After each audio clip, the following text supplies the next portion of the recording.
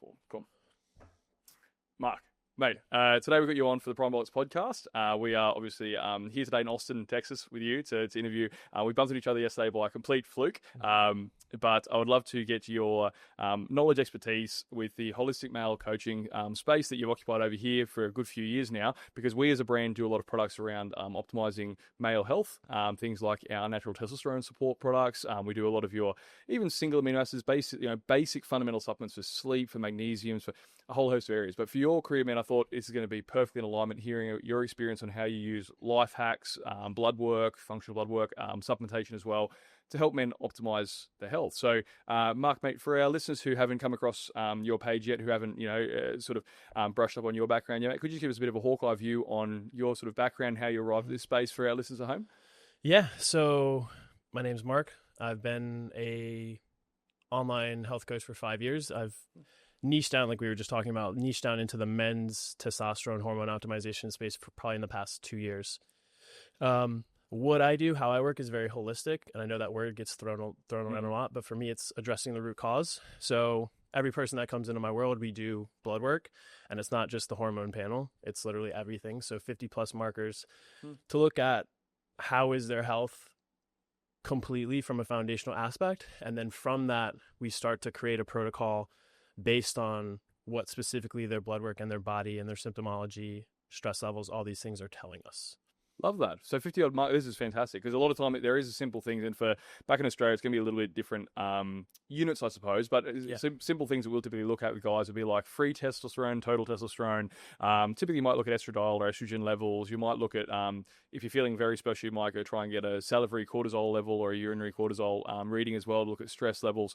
But they sort of stop there. Sometimes we'll look at, I suppose, CRP, trying to look at C-reactive protein, trying to look at some inflammatory markers, blood sugar. But the comprehensive approach you've got there is quite interesting, because I think looking at the holistic picture is what we've always tried to do with supplementation. So I've always formulated stuff to try and look at, if there's an issue with someone, typically the handbrake is all around that issue, right? If in testosterone, for example, like I see a lot of guys' handbrakes there being, say, cortisol issues, but also probably gut issues as well, and so you go, okay, well, if you can't address the root cause if you're not also tackling adrenal issues, and you're not also tackling gut as well. So you've got to look at someone's entire picture and what's influencing them. So out of your the people who are coming to you, the clients that you are speaking to on a day-to-day basis, we were chatting just before off air on the sort of people that come to you and what are they coming to you for. Mate, I think that would be immensely valuable for my listeners, just starting off some of the symptomology and some of the things if you're listening to this sitting at home going, is re-optimizing testosterone for me? How is my health as a young male? Mate, give us some symptomology. I'd love to know what you're looking for when guys are coming in, doing your screening, to look for if their testosterone's low, if health is off. What should we be looking at? Yeah, so for testosterone, when it's low, we see low energy. That's the biggest one that I see with people. The low energy, just like not able to, waking up fatigue, just not able to really get up and go. And then that goes into the drive and motivation. So not having the same drive and motivation to succeed, to train, to really just do anything. So those two things are the biggest things that I see. We look into sleep. So if sleep is poor, that's kind of a negative feedback loop as well, because if sleep is bad, you're going to have low T, and with low T, sleep gets even worse. Stress levels as well. Like, what does your day-to-day life look like? Are you training super hard, working super hard, not recovering, and not giving yourself adequate time to rest? So those are a lot of things that we see. There's sexual dysfunction as well, which is a main thing, like either premature ejaculation or erectile dysfunction. That's a big thing that we see. So one of the metrics that we look at is morning wood. So like, are you waking up with morning wood or not? And that is a really good determining factor of maybe your testosterone isn't peaking high enough to give you that spontaneous erection in the morning, and therefore that's something that we can look at and see. That's a good one too, because I think, and often we'll do, so I'll do a lot of seminars back at home, whether it be with our awesome retailers back at home, hosting seminars for them with customers, whether it's doing podcasts with them, as whatever it might be. And it's funny, it gets chuckles initially, the morning wood conversation, but it's actually a really great metric. And we're not as fortunate as women where the monthly cycle is a really good glimpse under the hood of what's happening hormonally, like whether it's going to be, estrogen dominance, where we're seeing exceedingly heavy periods throughout there. We're seeing, bloating, migraine. We're seeing fluid retention. We've got the low mood, the irritability. There's heaps of symptomology around the female because of the cycle that we, with that monthly window gives us a perfect snapshot, right? Whereas men, we're not as lucky. We don't have as many feedback markers to look for that aren't as obvious, I suppose. Whereas that is a very obvious one, right? And I think the negative feedback loops, another massive area we work on is cortisol with people, because I noticed early on, I could throw all the performance supplements in the world at someone, pre-workouts, protein powders, intra-workouts, amino acids, whatever you wanted. You have the best pump in the world, train as hard as you'd like, but if your stress is through the roof, you're not sleeping well, nothing works. Yep. Nothing at all. And it's dead right, just like the negative T feedback loop. With the high stress loop too, there's the sleep feedback as well. High stress, bad sleep increases stress, around and around it goes. And people just bury themselves in these, they just get burnt out because they just go through the crappy sleep, the high cortisol, the low testosterone, they're unmotivated, they're feeling foggy headed, they're sluggish, they're holding more body fat than they used to, they're not building muscle tissue as easily. Man, we see this all the time. And then they smash caffeine, smash pre-workout to get over it, which is only making it worse. It is, and that our industry needs to hear. So here in the States, you guys have got a lot more cheeky supplements than we do in terms of stimulants, right? But we still have the same trend that I see the Aussie supplement industry going very heavy on caffeine. And like pre-workouts used to be 200 to 300 milligrams of caffeine. Now it's 400, 450, 500 milligrams, 500 megs plus 2 or 3 other secondary stimulants. Man, it's insane, right? And it's a band-aid. And look, by all means, we're living life at such a crazy pace now. You know, the average person, it's like juggling work commitments, family, training, jobs, texts, calls, emails every second of the day. It's just go, go, go. It's no wonder why we need something like a stimulant to keep us just sane. Sometimes it feels, but it is this sort of just constant stimulus is really, really frying people. And so that's why I love asking, what are they coming to you for? Because quite often when we see them come up to their, whether it's a hormonal balancing seminar, and that may be, you know, a female hormone night, it might be testosterone night, maybe I'm doing an adrenal seminar with someone. Often they're coming to us because they are, usually it'd be the feeling lousy, the lack of energy, the low motivation. Quite often too, though, like body fat loss, like just weight loss is a big one. But I like hearing yours, how it's saying, look, the motivation's gone, the energy's gone, they're just feeling lousy, they're just feeling off. Brain fog's a big one for me as well, just feeling just doughy and just sluggish in the mornings. Really, really common that we see that. But it's always fascinating hearing other coaches, when people come to you, like, what are they coming to you for? Yeah. And now to give some background to the guys at home, because one thing you touched on before we started this podcast, which I think we would be remiss to step over, age groups. Now, testosterone had this big stupid myth around it. Pretty much it's only for people, if you're in your 40s and 50s, cool. Everyone else, don't worry about it until you're an older guy. The environment's different now. Yeah. So, man, your age group, who are the people you're seeing? Who are you working with? What's the classic age group? And what's the age range of people you work with? Yeah, so to be honest, I get quite a wide range. I've got guys who are in their 20s and then all the way up to, I think the oldest man that I've worked with was 66. And it's funny because the 66-year-old, his testosterone was, and I'm going to use American units, so it might not translate. It's around 660. No, wow. The 66-year-old. He was locked in. Whoa. Yeah. And then I have 20-year-olds, 25-year-olds that are lower than that.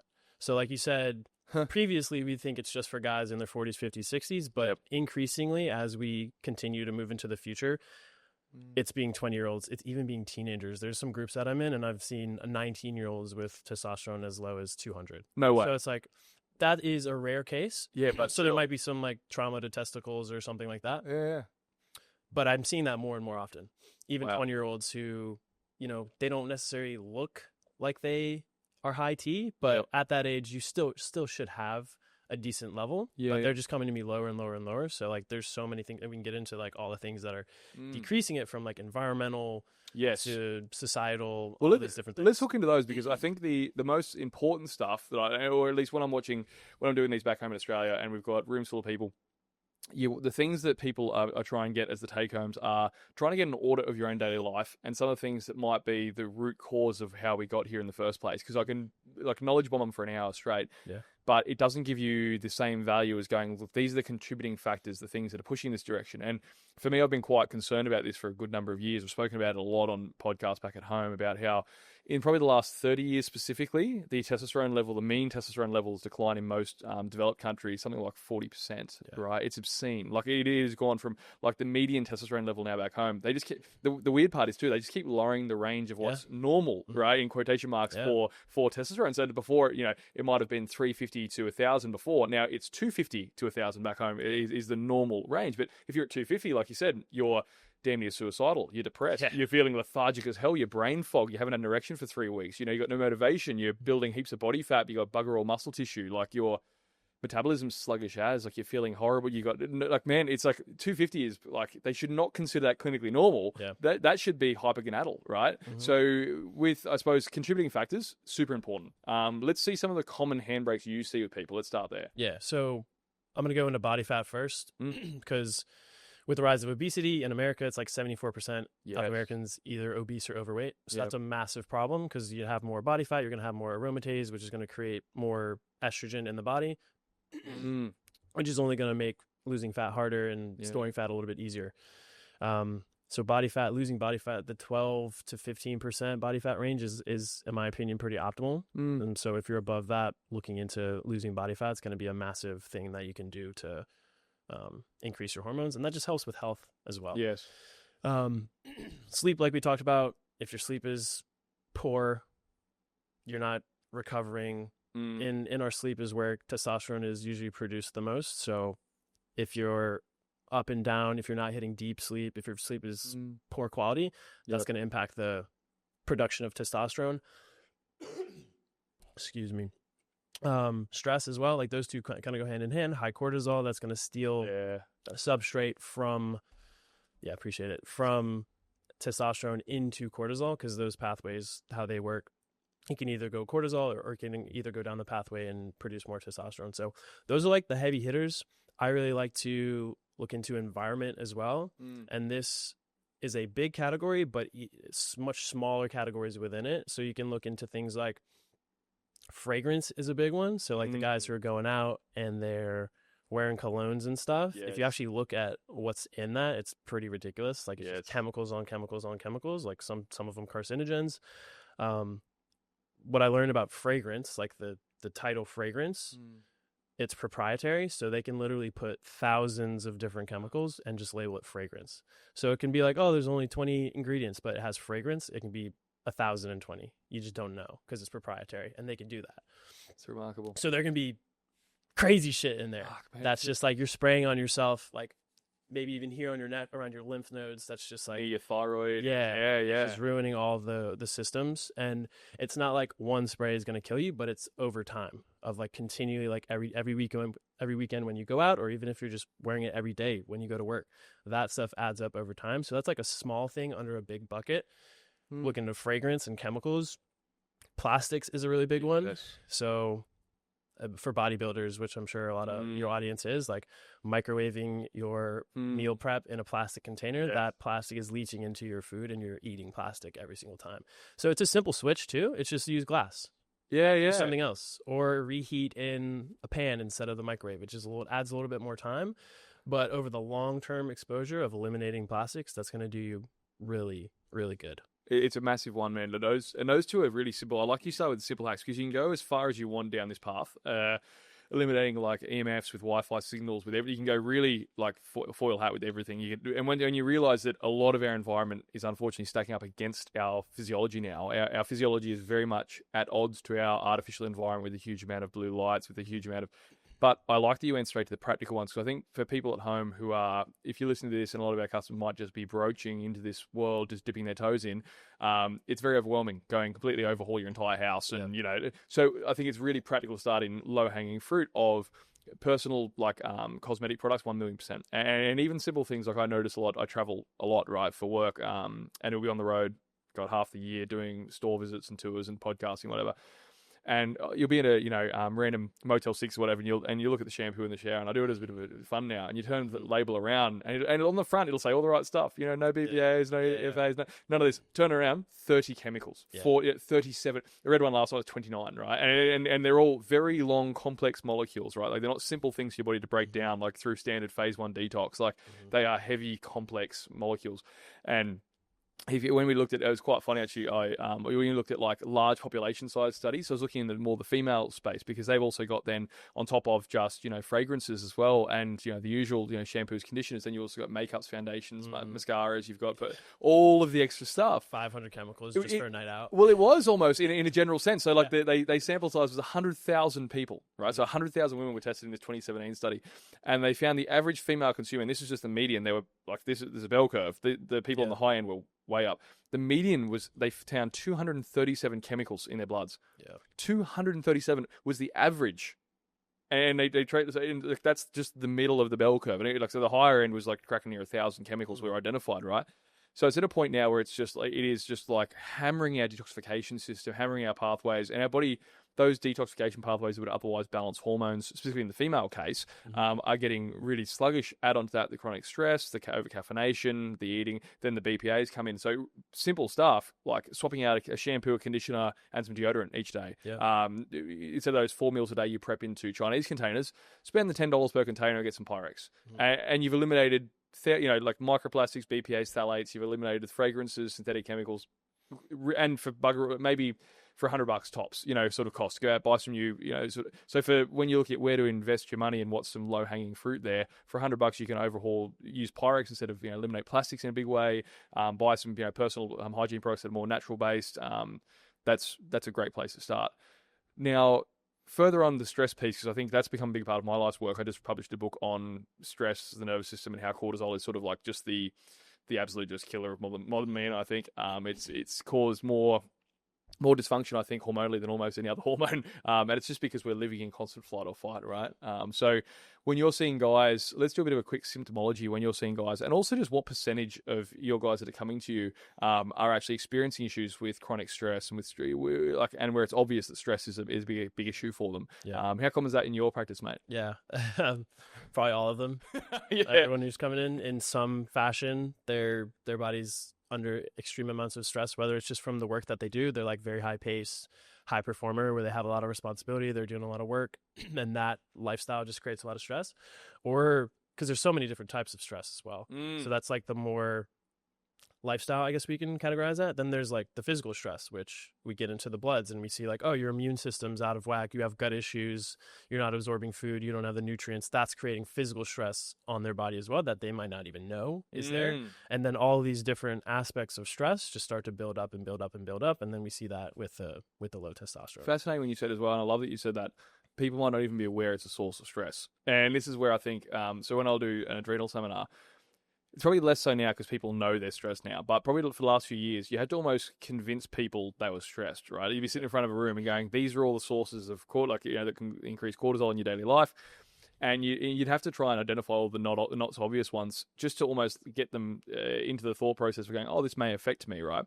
Stress isn't always obvious of going, and I don't want people who are listening to this confusing stress with just anxiety, right? Because a lot of people go like am I mentally stressed? Am I experiencing anxiety? Anxiety is a symptom of high cortisol, but anxiety isn't necessarily the stress. Stress can be, like you said, something as innocuous and completely undetected as having low-grade systemic inflammation. Yeah. It can be having issues with gut permeability you have no idea about. It could be a magnesium deficiency. It could be those 4 training sessions you're doing them a little bit too late in the day. The session itself feel fantastic, endorphin rush, dopamine rush, great for your body as well, moving and getting exercise in, but maybe that at 6 p.m. isn't as beneficial for you. Maybe we need to shift that to the morning or whatever it is. But you wouldn't go, oh, what are my sources of stress today? You wouldn't go, oh, my workout's a problem, or you wouldn't go, oh, maybe my a little bit of gut permeability. Like you wouldn't even know, right? So it's really good for people at home to go, maybe if stress is affecting me, I might not be aware of all the things that are affecting it.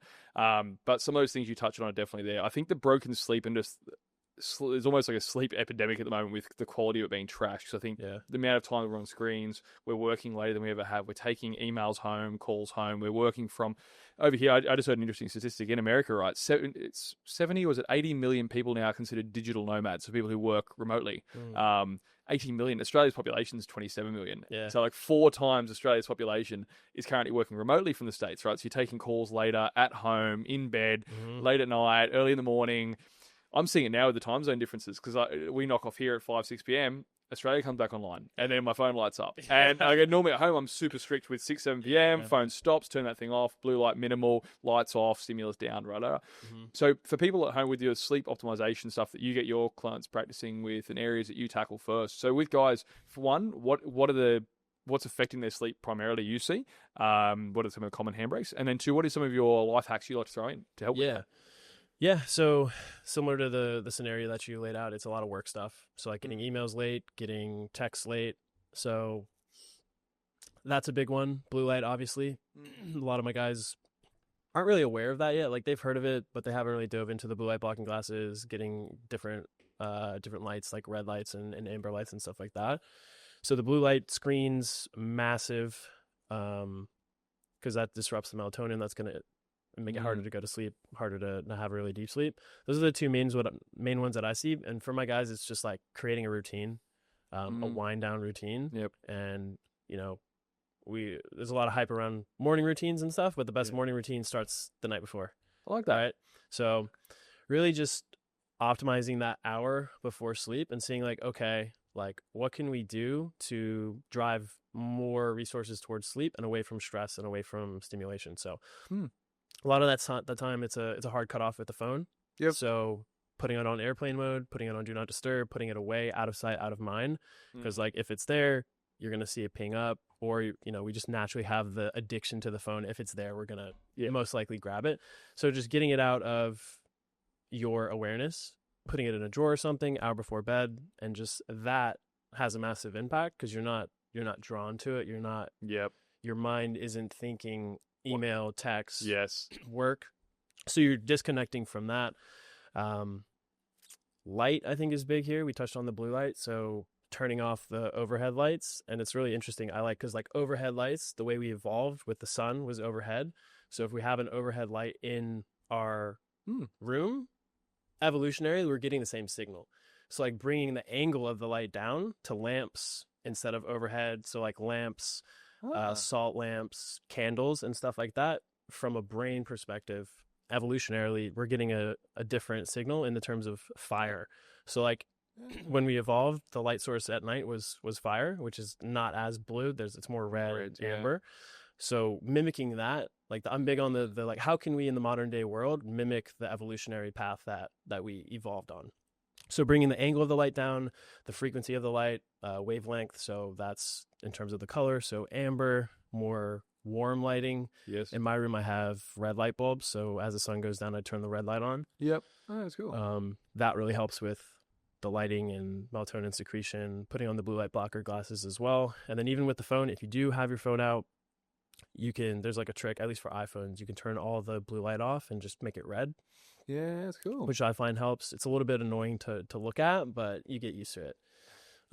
Great fix. Those are a lot of things. And then in terms of supplementation, like magnesium is going to be amazing for people, especially if we're talking about stress, like the high stress, get them some type of either L-threonate or magnesium glycinate to help with that stress, help with the relaxation of just muscles, of the brain, clear some of that anxiety.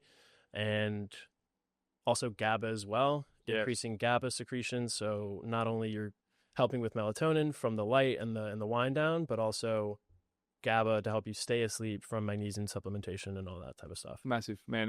That's brilliant. A nice segue into the supplementation part, because obviously we're a supplement company, right? But I love, whenever I'm doing seminars, podcasts, talks at all, I'm always making sure, and in like my book, for example, I just wrote on stress, I made it an entire chapter of lifestyle hacks to improve it before I did the supplement chapter, because I think supplements are there to supplement your lifestyle, to help improve it, to help hack a weakness or an area that we need to improve on. But it's very important to have, like, you can take all the adrenal supplements in the world before bed, but if that chronic stress is still there, it's a never-ending loop, right? You need to address both. So really cool, we covered on a few of those, and some of those are some low-hanging fruit. I mean, even one simple one like keeping the phone in a separate room. Now I'm traveling, I haven't been doing that because I've only got the one universal charging port, right? And so having it next to the bed, and even men, like off, Wi-Fi off too, that's super important. Everything off, still there, just having it there, knowing, man, even if you get up early, you're all over at 4 a.m, 5 a.m, ready to get up to bed, just instead of checking your phone immediately and being drowning in cortisol straight away, like having that in a separate room back when I'm in Australia is game changing. So someone don't brush over that. People at home who are listening to this one, like, let it. That's a super easy hack as well. Now supplementation, magnesium, 100%. I had my adrenal product used to be a capsule-based product, right? And so that was called Restore. And I used to have a lot of your adaptogens that would help with lowering cortisol as well, because I found that my big handbrake for a lot of people trying to improve health, that whether it be like weight loss, whether they're trying to build muscle, it was usually the chronic stress piece was their like handbrake in a lot of ways. Sleep was where that would show up for them. So we would throw them, I'd use the ashwagandhas, the holy basils, lemon balms, beautiful herbs, really passion flower extract. We can't use GABA anymore because we're just lame. But so we'll use GABAergic things, like things that'll stimulate, like passion flower extract. So some really nice natural herbs I love using that would work very well. But when we had our sort of FDA equivalent, the TGA changed laws on that, and now we're working through powdered supplementation with everyday sleep. That thing, I added in magnesium biglycinate, L-threonate, as well as the citrate. and adding a gram of magnesium in there alongside those herbs, man, the customer feedback was tenfold. Yeah. Like the product itself sold nearly triple what it used to. It's amazing and even like just personal. I know it's like N=1 when it's just my personal experience, but man, using those two products side by side. I love using Restore-A during the day for helping, like if my cortisol's too high, I'll use it as more of a daytime leveling product. Then I'll put the everyday sleep at night. That heavy magnesium dose, the threonates, the glycinates, phenomenal. Combined with the GABAergic stuff, combined with the ashwagandhas and so on, really, really nice at dropping the cortisol, promoting that GABAergic tone. Because I think that's a really big issue we're seeing now is that like alongside that flight or fight lifestyle, we have way too much glutamate, norepinephrine, adrenaline activity and not enough GABA activity, right? We never have that handbrake there in the brain to help slow things down. So I love that you mentioned GABA because it gets overlooked. And back at home, because it hasn't been, you can't buy GABA normally, it's sort of something that's a bit of a unsung hero, I think. And so like when I put in a lot of like herbs in there that'll help, like passion flower extract's beautiful. High doses of taurine can be very beneficial, you know. There's a lot of people in this space who are coming on to how beneficial taurine is, you know. And it's popping up. Yeah, it is, man, especially in the testosterone space. We'll go there too in a second. It's phenomenal how some of these supplements can make such big differences when you hit these areas that are you know, a pain point for a lot of people. So circling back, sleep, stress, common handbrakes for guys. We've got some environmental burden in there. Beautiful. Now, when you're talking about the age ranges, we're seeing everyone from teenagers right through. When you're working with these guys, where is your after fixing up some of these lifestyle things? Is there a supplementation piece? Because we're speaking about like starts for sleep, supplementation around the testosterone space. I'd love to hear your thoughts. How that's evolved over the years for you as well. Yeah. So I usually run people through two phases. So phase one is that foundational health protocol. So get their bloods. What are the main health handbrakes that we need to fix to get your body and your health just to a much higher state? So we do that, and that's case by case, depending on what's going on. So like if someone with leaky gut, all these gut issues, that might take a little bit longer than someone who's just not absorbing fats or not eating enough fats. So that is all dependent on the individual based on how long that runs. And then so the idea is we get health to a much better spot. Gotcha. And then from there, I like to tell my guys, we like throw gasoline on the fire, and we just like ramp up hormone production as high as possible within reason. And so that's the second phase. And again, depending on what they actually need. So like you can look at the hormone panel and we can go through some sort of scenarios. So like if someone's testosterone is low and their SHBG is fine, but the prolactin is really high, that supplementation is different than if SHBG were high. Because like for prolactin, we're going to use something like B6, 50 milligrams of P5P to bring that down instead of, because some of that prolactin is going to bring down testosterone. Yes. So if we were to just like take a normal test booster that doesn't really address prolactin, we might not get the results that we want. And I see that with a lot of people. They're just like, what supplement do I need to take? Yeah. Well, it depends. It does. Right? It depends on what's going on with your body. Is your prolactin high? Is your SHBG high? And that's bringing your free down. And then that would be more something like a Tonkat Ali, a boron. Yeah, I love it. More things like that. And then we have to look at like LH and FSH. Is your LH high or is it low? Like what type of hypogonadism is it? Is it primary or secondary? And that determines where we head. Is it more like lifestyle focused, or is there something like a varicocele, which some people don't even know what that is? Like there's a really interesting stat. Usually when I do a presentation, I ask the room who knows what PCOS is. Yeah. And then most people raise their hand. And then I ask, do you know what a varicocele is? And everyone's like, no, I don't know what that is. I think it's, I might ruin this, but like 1 in 3 women have PCOS. That might not be right. But the main point that I get across is more men have varicoceles than women have PCOS. But people know what PCOS is. People don't really know what varicoceles is. And varicoceles is tanking hormones. Now, the solution is a little bit different. Like that, if you have that, it's going to be a little bit harder. But I think this just goes to show it's more than just like taking this test booster. We have to look at what is actually going on with the body that's creating a low testosterone environment, and then we supplement according to that.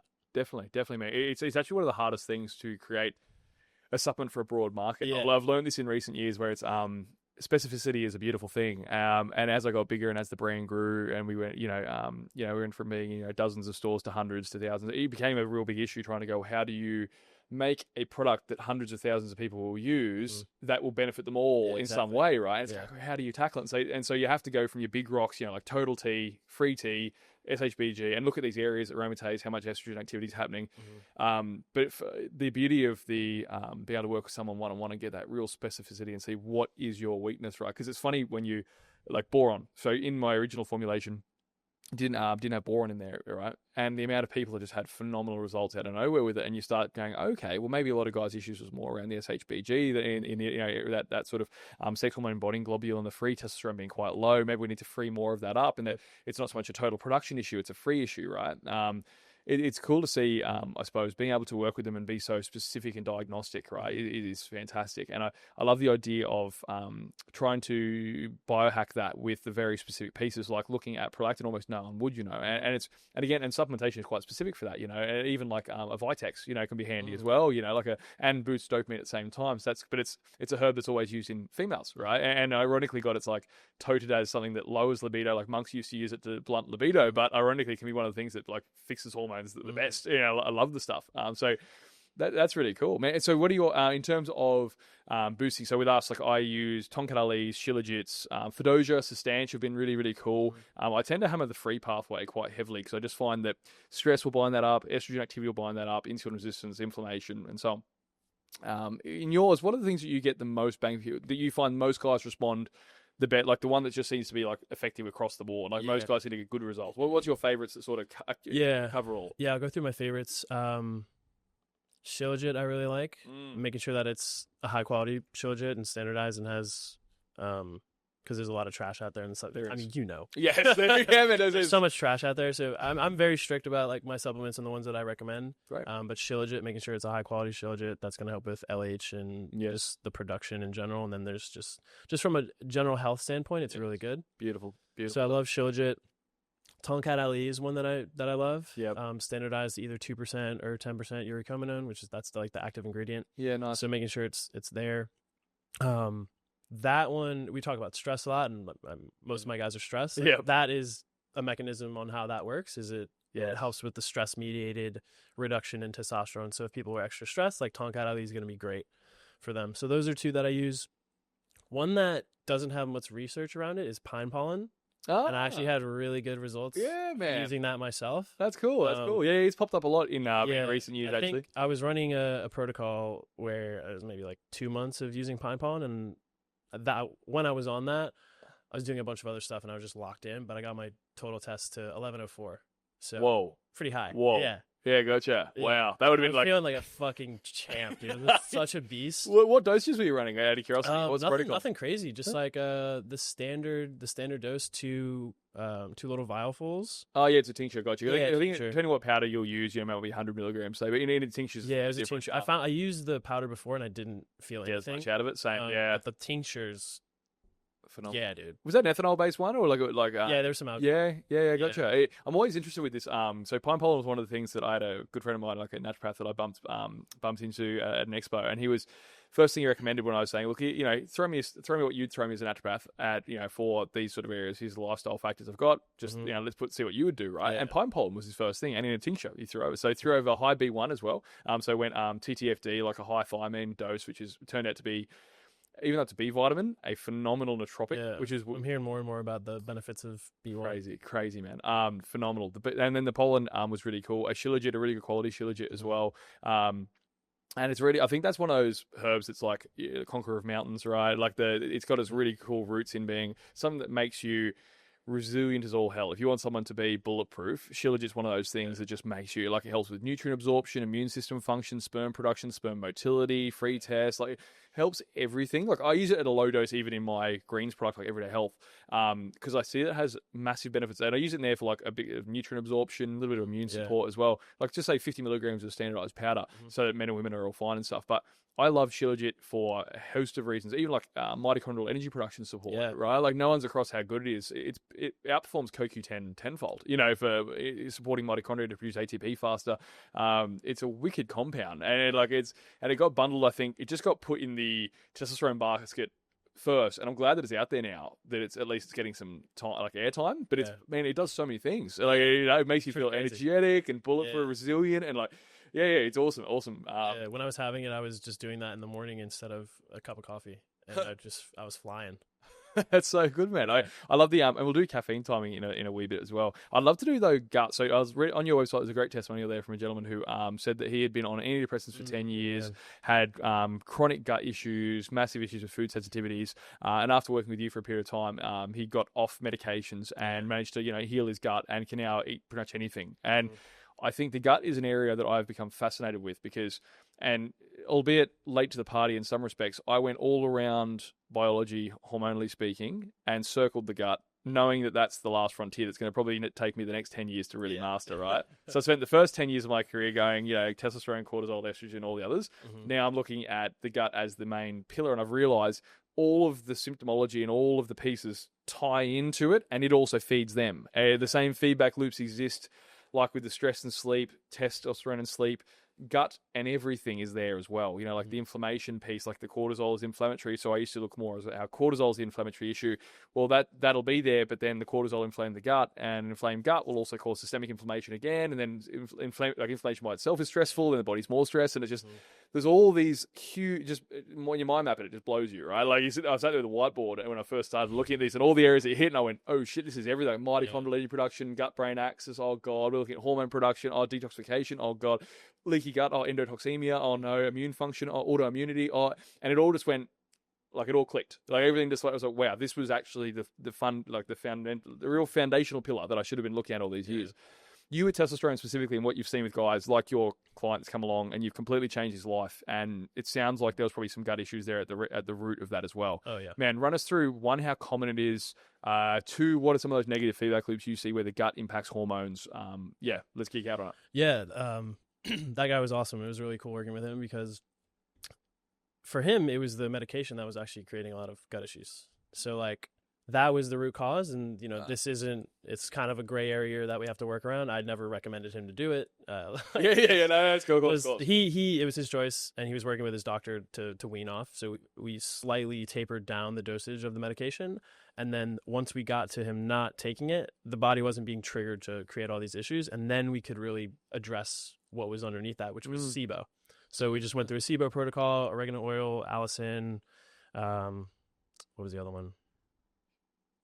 Berberine, I think. Berberine's great for it. Yeah. So we were doing that, ran that for a period, and just like symptoms continued to get better and better and better and better until the point where he was good. It's remarkable, isn't it? Yeah. Before that, we went through a few phases. So initially we did like stomach acid, supporting stomach acid, making sure that's okay. Leaky gut, heal the gut, any leaky gut going. And then we went into SIBO. And that whole phase maybe took like 6-ish months. But then at the end of the 6 months, just feeling way better. Didn't have because he would just eat something and then he'd immediately have to go to the bathroom. And so that started to slow down. And then just his life in general started to get so much better. He was on the medication for anxiety and depression, and almost getting off the meds helped him with his anxiety and depression because that was creating gut issues. And then that was creating this just like, I can't heal. I'm going to have all these issues for the rest of my life. And that like put him in a spiral. So that was a really awesome instance that I was able to help someone with. Another more recent one, and how we can connect it to hormones as well, is a client on his blood work. He had low cholesterol, low triglycerides, low LDL and low HDL. So most people would be like, oh, like that's good. His cholesterol isn't high. But there's a whole cholesterol myth we can go into. Like, cholesterol is a precursor to testosterone. So if that's low, your hormone produces. I get red belt. I get like real alarm flags when I start seeing that. You get red flag if you've got low, and also low triglycerides and low cholesterol and low HDL and low LDL. That actually screams issues, because you're dead right, man. And let's before you go into your story, anyone listening, cholesterol gets bashed really hard by the cardiovascular space, right? But it's a substrate, right? When you go, like, you look at the whole hierarchy of hormones, cholesterol, pregnenolone, DHEA, and so on, it's the very top of the totem pole, right? And I think people, you brushed on it before as well, when you're saying you're doing your priming phase, just making sure there's adequate dietary fats around. Man, I've been traveling here for about 5 weeks now, living on the road, like huge days. I've driven about 6,000 miles, like proper freaky big workload. I jam my fats up to like 120 grams for the last 2 weeks. And the physiological difference has been insane, right? Because I'll go really high fat, I'm going, okay, very stressful environment, sleep's weird and thrown out with jet lag, blah, blah.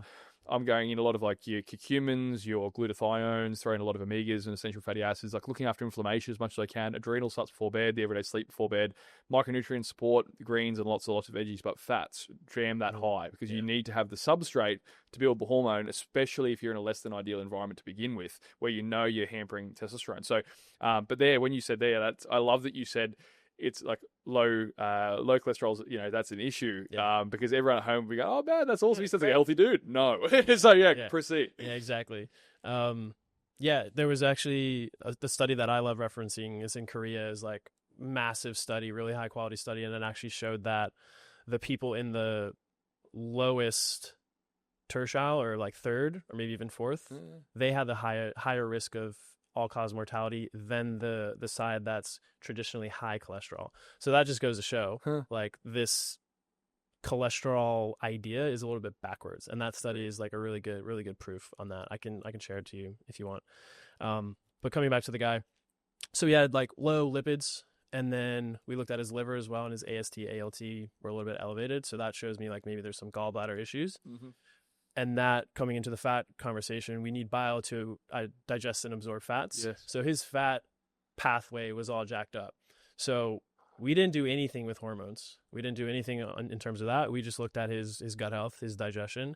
So we addressed bile. We addressed the liver and absorption of fat. So eating practices.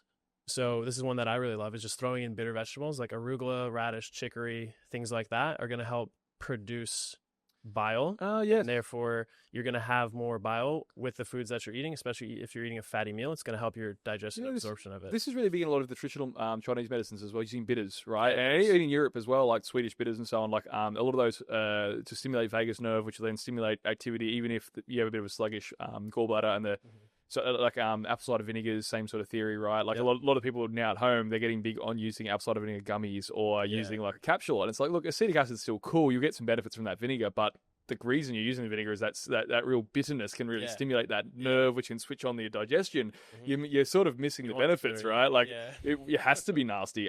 Black coffee, great one, something that's warm but also helps stimulate. You know, so it's going to stimulate some blood flow in the gut, but also a bitter compound as well.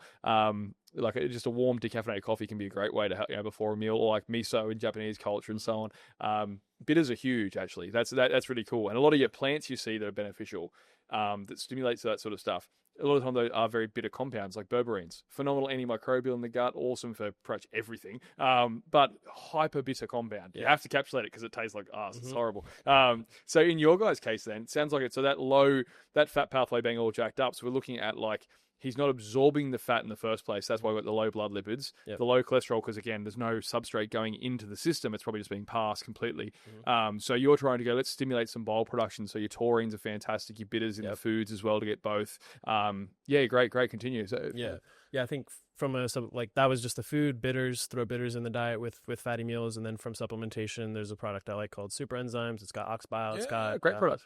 betaine ATL. So not just addressing bile, like we want to throw in some stomach acid support as well, because there's a cascade of like, if stomach acid is low, that's going to hinder bile.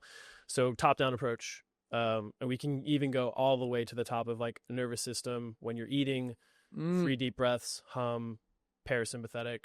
So like all the digestive processes can work. We go deep. I love that. And then we can go back into supplementation. So like, I think we were using taurine, we were using Tudka. Yes. Love Tudka. I think there was one more. Super enzymes, things like that. Tudka is fantastic. Everyone does at home, like, so we make a straight Tudka in a capsule, and it annoys me because everyone just calls it, like, it must be basically guys on cycle using it for liver support, right? Exactly.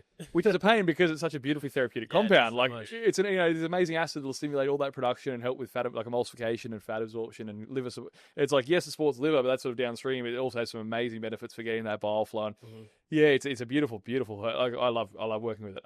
Like, I'll use Tudka alongside, and that's a good one. Like, we don't make one at the moment, but that's a Now Foods product, I believe. That super enzymes with the ox bile, low stomach acid. So I use Gentiana lutea in my everyday health, and Gentian or Gentian is like, so Gentiana is really good for stimulating stomach acid production. And it's funny because when I have a lot of people who first started using our greens initially, they'd have a lot of gut health issues resolve, and a lot of it came down to that hyperchloridia, that low stomach acid. I see that all the time. Man, it's crazy. And like you watch the chart of stomach acid that naturally declines, and it's quite funny when you watch all the things in our biology that are made to decline, unfortunately. It all seems to be from around 30 onwards to 40. Stomach acid declines, NAD production declines, so energy production is pretty trashy, but the stomach acid declines significantly in that window from 30 to 40. It's like it goes down at a nice like 1-2% a year, then it's 30 and just goes and it drops like 30% in that 10-year window, and you're like, God damn it. So a lot of people have like low-grade bloating. Like I have people in the stores, man, who'll walk into a supplement store and go, I'm having issues with bloating, I'll grab your greens. Awesome, we're going to help you. Most of the benefits though were coming from that gentiana, stimulating that stomach, that increasing that stomach acidity and helping there, because that's a real big issue where I think that low stomach acid, it's a mechanical issue at that point. They're not mechanically digesting, dissolving and breaking down foods. Everything's fermenting. Then you have a lot of issues in there. So I love that because not many people are actually looking, that's pretty progressive. Not many people are actually looking at the stomach acid part. It's a big issue. It's a real problem. So you're going the whole way down, nervous system right through. And then we get to that part. And so with this guy here, I'd love to hear his recovery story, because I'm sure after a few months working with you, he's flipped the script a bit. So we've worked on improving the fat absorption and helping that digestive process. What were some of the immediate symptoms on the positive side that he got after that? Like I'm sure he would have been feeling like trash before. Yeah. He wasn't feeling that great before. Symptomology, just more lethargic, tired, bloating after meals, stool inconsistency and stuff like that, gut health issues, all those. But yeah, after, I think this was maybe 3 months working on that, all that gone, like locked in, physique improving, amazing energy levels, just like he mentioned, just like feeling the best that he's ever felt. So just from wow. Like, this is why I love what I do so much. It's the root cause. Like, just from looking at, like, if I were some person without that skill set, I would put him in a protocol and he might not get the same results. Yes. So like, because he's not getting what he needs. This guy, we gave him exactly what he needed. And so therefore pretty quickly his energy, everything in his life started to change. And from a hormonal perspective, I think when he started, it was around 500, 525, something like that. So after this, he recently got his bloods and he was at like 870. Wow. So he went from mid-range to like, that's pretty high. It is. Yeah. My optimal range is 700 and above, and he smashed through that. And the key here is that we didn't do anything on hormones. Literally nothing. All we did was address the gut and his absorption of fats and nutrients, because testosterone is very micronutrient correlated. We need to have adequate adequate levels of a lot of micronutrients to have the adequate production of testosterone. So that's why I love what I do so much, because it's just like so targeted and so specific, and you don't need to do all these things. Like, we're doing that now. Like, that's the phase 2 that we're on. So we can go. But yeah, that's, man, love it. I love it. I love a few things I'll pull out of there. The working around the problem to fix the root cause. Man, so we interviewed Corey Boutwell from Set the Standard yesterday as well, another a guy who's working in the male health community, helping them with personal development and everything. And we came up in that conversation as well. We also came up with, so often it's not so much that people have they need to do more, it's they do less, right? It's taking out the handbrake. I see this at home where, and in like, I came from a background of competitive bodybuilding, so in the bodybuilding space, it's a logical sequence of, if you need to lose more body fat, for example, you need to eat less, do more cardio, train harder. It's do more, right? It's take out food, do more cardio, do more output, whatever. And it's a seemingly logical conclusion, right? When you get like Gen Pop will come into a supplement store, on average, Jenny, mother of 3, 40-year-old woman comes in, thinking she has to lose weight, going, well, I have to logically eat less than I currently am, or do more than I currently am. Little does Jenny know that she's already living on 4 coffees a day. She's already eating barely 1,000 calories, with practically no thyroid's cooked, with practically no nutrients. She's stressed out of her brain. Kids running everywhere. She's got crappy sleep. And a calorie deficit's going to help that. It's going to cook that thyroid further. It's going to jam that cortisol up. It's going to do all these things. If we backed off some of those coffees with Jenny, got us some like the micronutrients in there, man, honestly, the amount of like amazing things that have just been, we're throwing, like when I started adding micronutrients to things, so I used to formulate with, and I've always been a bit weird, I suppose, like, I love naturopathic herbs, traditional Chinese herbs. I love using botanicals because I work on multiple pathways. So like an ashwagandha that'll work on cortisol, will also work on thyroid and testosterone, and like all these, it's a really nice systemic approach, right? It's like systems theory. But with people, man, it's always pull out the handbrake. For her, the handbrake would be the stress and the undereating, right? Feed more, do less. And it's counterintuitive to the average person because you're listening to this at home going, man, like, how are you going to lose weight doing less than I currently am? Yeah. But it's funny, man, like your person there, get them digesting fats well, you've got substrate to produce a hormone that then you can actually, which will then obviously increase energy, motivation, drive, better body composition. All of it will come downstream of that. But if you just kept trying to jam in, I mean, and as the owner of a supplement company, ironically, it's not the best thing to say, it might seem, but going, like all supplements in the world can't help you if if you're not looking at root causes, not looking holistically at the person, right? Yeah. So I love going alongside it, and I miss that I used to work more one-on-one with people. That's why I love doing seminars now, because you can at least work with 20 odd people and get a bit of a feel for the room. But it's such a great space when you can find people's handbrakes, because everyone listening to this, if you take away nothing else from the episode, it's not about doing more. A lot of the time, it's about finding what's holding you back and just letting that go. And that's brilliant. And then the micronutrient piece will transition into, now, this is something that I think was my secret weapon. When I used to work with botanicals, and I say I loved herbs, the thing that really leveled up the game, though, was when I did my botanicals with the micronutrients. It's the herb asking the body to do something with the nutrients to do that. The cofactors to carry that out, right? Yeah. What are some of your favorites? And what are the ones that you see guys are quite often, either deficient in, low in, or benefit the most from when they first start using them? What are some of your favorites that you'll often use yourself or with clients? Yeah. Biggest one is vitamin D. Yeah, cool. Because most people in the world are vitamin D deficient. Ironic as hell, isn't it? 90% of bloods that I see are low vitamin D. Yeah, it's funny, man. And I'd love for you to speak to the values you like to see, because I think as well, the range is like testosterone, 250 to 1,000. It's a barn door, right? If you're at 250, you're damn near suicidal. If you're 1,000, you're Superman. Both are considered normal under the eyes of the Medicare system back home.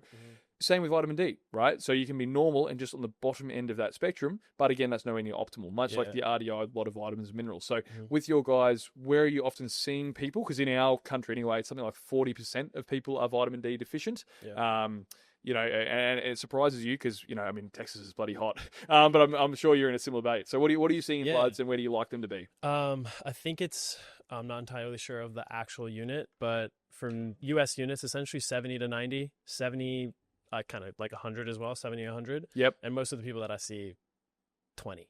Wow. Some in the teens. Some of the teens just like mass, like even on the lab sheet, it's low most of the time. And like if it's low on the lab sheet, that's it. Yeah, that's a problem, because they're already accommodating a lot, man. Yeah, they're accommodating a lot for sure. They're carrying us a lot. So seeing that really low. I think that was another thing with the same guy with the fats. Like his vitamin D was low. We supplemented vitamin D, and again, like high T. Vitamin D is a massive one, man, and dosages for that, because I think vitamin D gets misunderstood, and like it acting as an actual hormone more so than a vitamin, right? It's an incredible thing. So I use 2,000 IU in my greens. I use 2,000 IU in my everyday primal, my test booster. I would like to go higher, but again, I just have to be cognizant of mass market, right? Yeah, exactly. It's hard to dose high with mass market product. It is. So like I often get people on a combination, so I'll use like everyday health and everyday primal, and they're getting say 4,000 IU, but you can go really, really high with vitamin D, especially when it's an acute period to correct a deficiency. Yep. Where do you start? What does that look like for you? Yeah, usually depends on if it's in like the teens, I usually go with 30,000 IUs every other day. Yeah. And run that for a few weeks to get them, just to get levels back higher.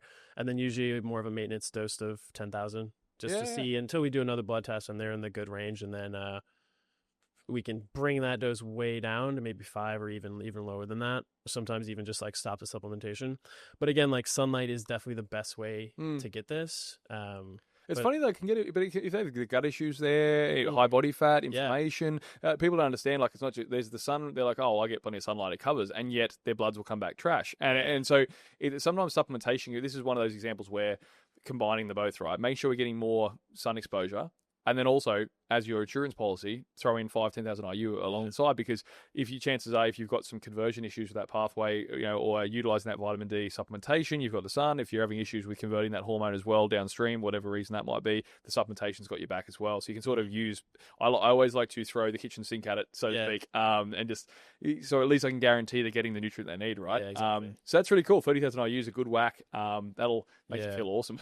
Yeah. Another thing I don't think a lot of people know with the sunlight as well is like you have to get it at high UV. That's when vitamin D synthesis is the highest. So that's like around midday. Some people might just be getting morning sunlight and evening sunlight, so they're not actually getting the adequate intensity. Yeah. So they're like, oh, I get sunlight. Why is my vitamin D so low? It's like that could be a reason. Then another thing that I see a lot as well is they may be saying like, oh, I supplement vitamin D, but my vitamin D is really low. Then we look into magnesium. And if magnesium is deficient, like you need magnesium to assimilate vitamin D as well. So then sometimes just a vitamin D supplement might not work. You need to support the magnesium as well. And then that's when we start to see the difference in the vitamin D. Yeah, I love that. And magnesium is another huge one. So I think, if you're training even only 4 days a week, your magnesium requirement is 50% higher than a sedentary person. Now, imagine someone like when we were interviewing Corey yesterday here in Austin and training 6 days a week on cardio, 5 days a week weights, so double sessions most days. And you're like, imagine the magnesium requirement there, or your guys who are doing, and then stress, then caffeine and stimulants, and then all the other stuff. Yeah. So I would love to hear your recommendations because like the RDI back in Australia, they'll say, 200 to 400 milligrams of elemental magnesium for males and females. For women, they'll say 200 to 300 milligrams. For guys, they'll say 300 to 400 milligrams of elemental magnesium. Now, I do a magnesium biglycinate as a straight capsule, 750 milligrams. They yield about 18-20% elemental magnesium. I like people really high, though, on magnesium. So I use like 300 milligrams of biglycinate in my everyday primal, 300 milligrams in my everyday health. I'll use a gram in my sleep. And I have people run all three. So they're getting like nearly 2 grams of total input. But I'd love to hear because it's so commonly deficient with people with stress, with stimulants, and hell, it's an electrolyte people forget. So if you're sweating a lot, you're active as, energy production, all of it. So how much where do you start? And what are you seeing on the bloods? Because you're doing these markers, right? Yeah. So, so for magnesium, I look at GGT. Yep. If that's low, that can sometimes simulate a magnesium deficiency. And then most people are deficient anyway. If you're training, if you're training and not supplementing magnesium, like you're deficient. Like that is something that I'm not very black and white, but I feel pretty confident saying that. It's a safe bet, man. It is like it's 100% safe because it's one of those supplements that university people respond well to, and it covers everything and. It's a cofactor to physically build testosterone. So, like minimal, at a bare minimum, if you're listening to this podcast trying to optimize testosterone, again, you can take all the Tonkat Elite and Shilajits in the world. If you don't have the zincs, magnesiums, and things to build that with, you can't build it. You need the cholesterol and the that's cool. So, 100%. So you mentioned before biglycinates and L-threonates. Dosages, times of day. Yeah. So I like 10 grams of magnesium per kilogram of body weight. So that can be anywhere for most people. Like 700 to 900 milligrams. Yeah, which is nice. That's pretty conservative in my opinion, but definitely high quality. So like I'd be smashing that with glycinate or L-threonate. Yep. I like to titrate the dose up because even with glycinate, some people start to get some gut issues like loose stools and stuff like that. So like slowly working up. Some people might experience issues if you just go from not supplementing all the way to 1,000 doing especially like a citrate or something. Definitely not citrate. Don't do that. Yeah. Even with glycinate, like myself personally, when I dose glycinate, I got a powder so I could just like mega dose it, and I started to experience some loose stools in the next morning. So like titrating the dose up close to around that 10 grams per kilogram, which is around a gram for most people. Yeah, and then you can, depending on how you're feeling based on that and your training load, you can possibly go a little bit higher. Yeah, sure. And is that 1,000 milligrams? I've got to be mindful of imperial over here versus metric, right? But thank you for using that in milligrams for my audience. Appreciate that. It's the one thing I'm so thankful for is this universal thing. Whether I'm in Europe talking to people, whether I'm here, everyone talks milligrams in supplementation. Yeah, exactly. I'm so thankful for. But so that'd be crazy to do. Oh man, imagine trying to do that in ounces or But so in your clientele, so now is that 1,000 milligrams total yield or elemental? Out of curiosity, with the magnesium, it's the total yield. Yep. Great. So about a gram of magnesium across what best sources we can tolerate that sits well in our gut. Good. So I found I tend to agree. So I went for a lot of people are using as their foundational stuff with us the Everyday Health, the greens, and the Everyday Sleep at Night as a sleep product. Like I built out the Everyday series to be like this thing that'll help bulletproof people against just how insane life is now. Yeah. And so to look at like adrenals, sleep issues, and the greens part. And like in the greens being like a lot of those like biglycinates, vitamin D, seleniums, iodines, zincs, all those cool ones.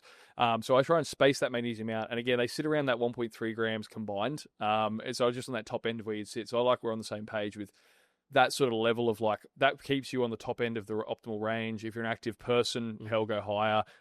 With the full three, like I get it to 1.6 grams even on total, but I do multiple forms and I space it out with people. So they're using the primal in the morning, one at lunchtime. So they get like 150 and 150, the gram at bed, 300 with the green. So I try and spread that out evenly. Definitely. But I do find that I think people got disproportionately good results once the micronutrients were included. And specifically, I went heavy on the mag, heavy on vitamin D, but also zinc, selenium, and iodine. And specifically iodine and selenium, I think from the thyroid perspective, don't get spoken about enough. And even from the detoxification perspective, using selenium and iodine a lot of time in like phase 2 detox with the liver, I think they get... Do you guys see, like with thyroid panels and stuff and with guys, do you often see... mean, in my background, I found a lot of guys who've been dieting on and off, done bodybuilding shows, people who had even just, man, Gen Pop who've been yo-yo dieting for years, plus a high-stress job. Metabolism was just, it was put, right? It was just shot. It was slow as throwing some zinc, selenium iodine, throwing some things for thyroid function. Cool. Nutrients that you're going alongside with your magnesiums. What are your other sort of favorites whilst we're in the vitamin mineral space? Yeah, definitely selenium, like you said. Like a lot of the blood tests that I see, the good ones that have TSH, T4, and T3. A lot of them just have TSH, which doesn't do shit. We have that back at home too, man. It's you as well. So anyone listening out. So and this is the biggest pet peeve. Whenever you talk to people about that, because we made a fat burner metabolize, right? And it's basically, we call it a fat burner because it's easier to understand, but it's a thyroid tonic, right? So it's like yerba mate, olive leaf extract, coleus fork sole, zinc, selenium, the iodines from kelp. Like it's a really nice, natural, holistic way of hitting thyroid function. And you'll speak to someone about thyroid, and like, oh, I've had my bloods done, I'm good, right? And with the TSH, and again, the range of like 0 to 3, and if you're at 3, you're like, you might as well be dead, and if you're at 0, you are like hyperthyroid. You know, like you've got this huge barn door of a range.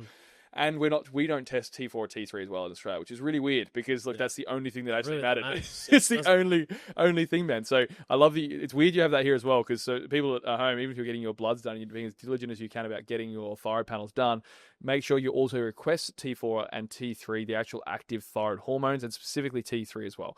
That's a really good point, man. So really cool.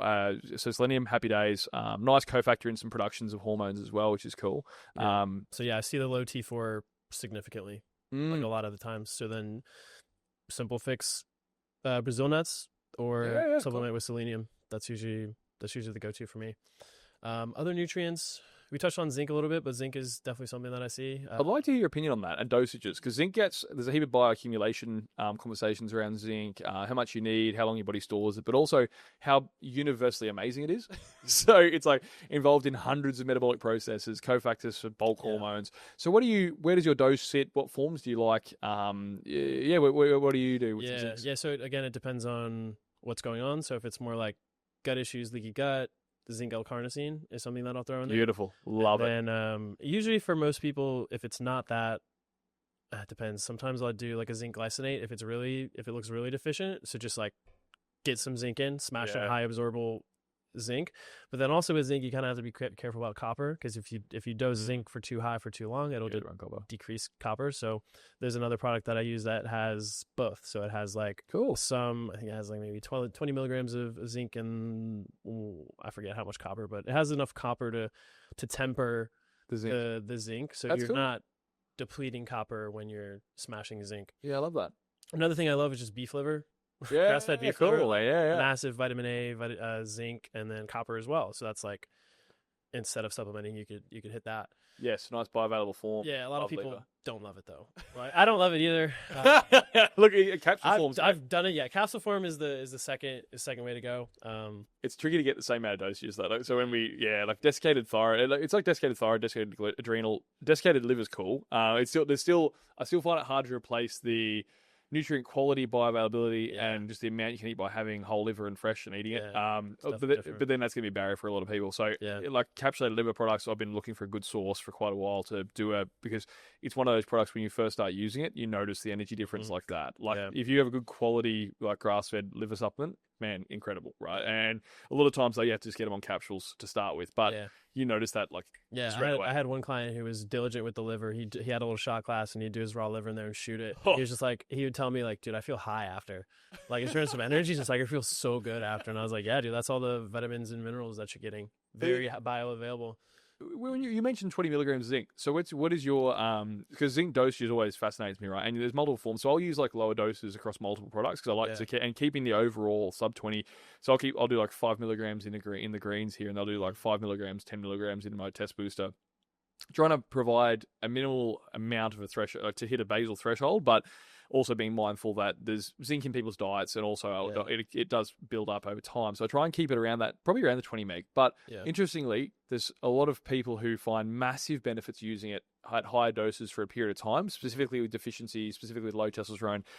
So where does zinc live in your little arsenal? I would go probably 20 to 50. Yeah, nice. I haven't gone much higher than 50 out of the copper conversation. Yeah. I don't have too much experience with mega doses. Yes. Zinc. Zinc 50 is good. 50 is like red hot. That'll get you going. I see like that's usually what I'll see also with naturopaths who are doing like the higher end correcting deficiency sort of conversation.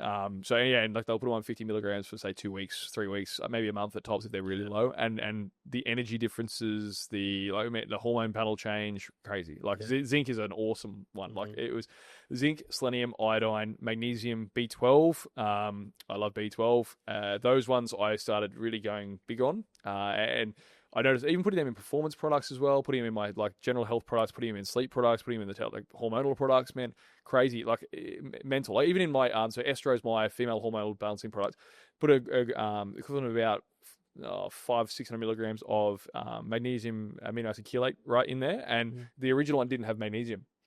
But even what that did for people, god damn, man, the responses were like night and day. You know, like using the new formulation I put out with having magnesium, zinc, selenium, iodine, and so on. But the original had zinc, selenium, iodine, but the magnesium on top. It's amazing how beneficial and synergistic and how much they can improve outcomes. Exactly.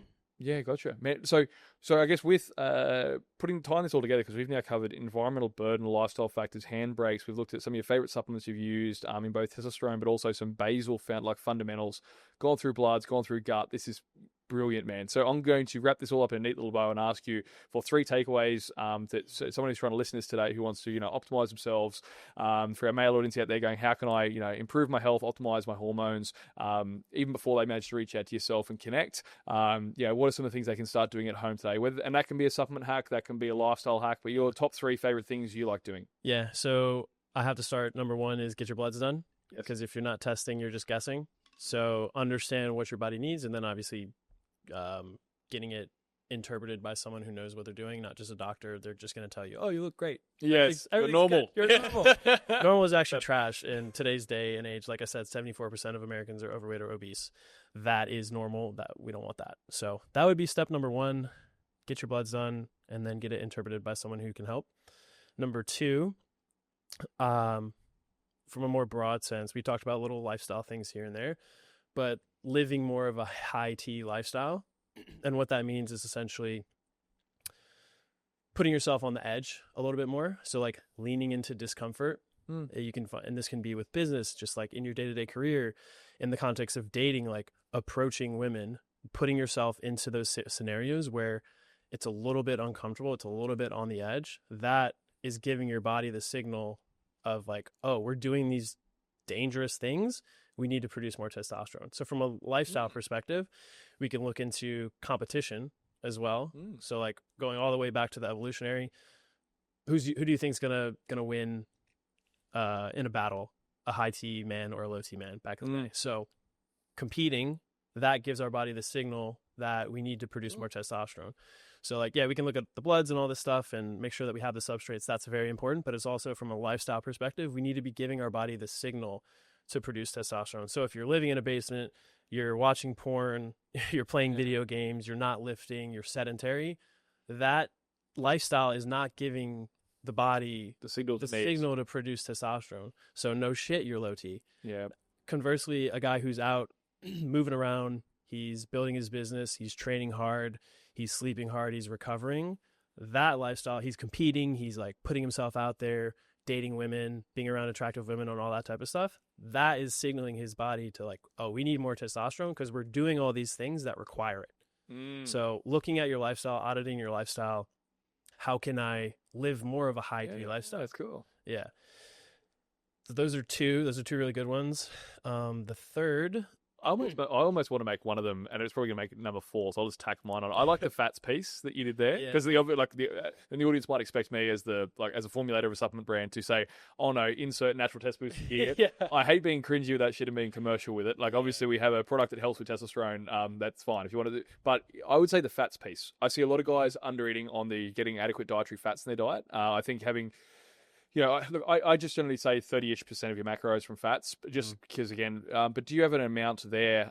Just because I think people from the very top of the totem pole need to have the substrate to build this hormone in the very first place too. So I'll hijack point 4 for your 3, because I love and I'm surprised by the first 2. So, but 4, I'm going to say adequate fats. What do you do in grams though for guys? Because I'm very curious. Yeah, it depends. Obviously, it depends on how big they are, but I wouldn't really go anywhere below 45, 50. Yep. That's like kind of the lower limit for me. And then anywhere up to, some of my guys are over 100, but 50 at the lower limit, and then 100, 120. Yeah, on how big they are as a top end. Gotcha. Yeah. And they said for year round as normality, once you've gone through your priming phase, because I think that's one more wrap up take home from this as well, is definitely I love that you started this podcast with you do a health priming phase first. I wish in the supplement industry, the fitness industry at large, the competing and bodybuilding industry, there's a lot of before and after photos, but there's not what's after the after photo once you've done the train wreck to your biology that is a severe diet and look, it's an amazing achievement getting up on stage. I've done it multiple times and love it. But the after photo, that's cool. But like after the after photo, it should always be the health optimization phase, getting ourselves back up to reverse dieting to maintenance calories, sitting at maintenance calories with adequate fats, great micronutrient focus, good sleep, lowering cortisol. Focusing on restoring health at a basal level there for a good period of time. I love you started there because from there you can't ask your body if you're building a castle on sand, if you're in this depleted, deficient, low thyroid, low testosterone environment with high stress, with crappy sleep, that's your normal. And then you apply the stress of a calorie deficit, apply the stress of, hey, can we stimulate more hormone production? What do you think your body's going to do? All right, it's so I like that you went like lifestyle first. Also, putting yourself in an environment where that is there, because even just creating those situations that you're in is a big one. So for those people who are in the health optimizing phase, and where do you run them on those fats as a normal for that, just for that optimization phase, out of curiosity? Every answer that I get, it depends. Yeah, good answer. Most like same with this guy that we talked about with the fat absorption issue. I'm not going to jam fats for him because he's not absorbing them. So we're going to go a little bit lower fat for him. We're still going to give him enough. Like we didn't go below 45. I can't remember where we went, but a little bit on the lower end to get his, because we're not jamming fats on a system that's already not able to absorb it. So we pull fats down, give his body what he needs to start absorbing fats, and then we start to ramp fats back up.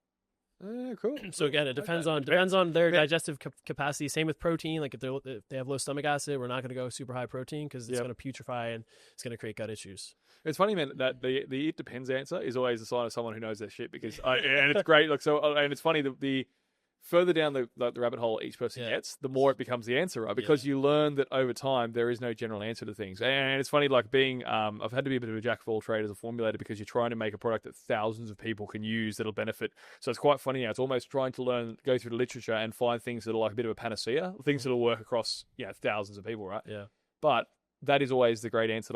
That's the hallmark of someone who knows their shit, because when you I'll sit down and interview research scientists, chemists, naturopaths, people who are like proper top of their game, people who have been deep in the academic space for years, and it will always be the answers are it's remarkably simple levers. The big rocks they refer to are typically these universal ones, but the it depends answer comes up almost always as the sign of someone who, because it does, and the human machine is such a complex, amazing thing.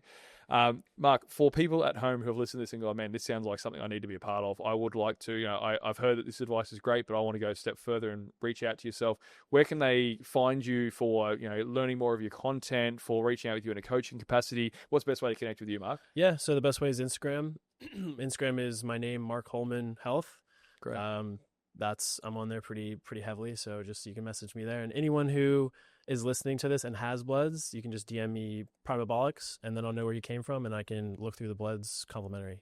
Man, that's a massive service, and I think that's something that I'd love to be able to build into our offering, and something that I think we're going to be able to collab on. So watch this, guys. There's some stuff happening behind the scenes, because I think being able to look at functional blood work alongside supplementation, is an amazing natural partnership. So, man, thanks today for dropping so many knowledge bombs. People, Mark Holman for the Instagram handle there. If we missed it, we'll drop it in the show notes. And by all accounts, anyone who drops in the code Primabolics to his DMs there will also get complimentary blood work, which is a very expensive and high-level service. So I really recommend you guys really take advantage of that service. That's a very generous offer. So thank you, Mark, for coming today, mate. Really appreciate your time. Yeah, amazing.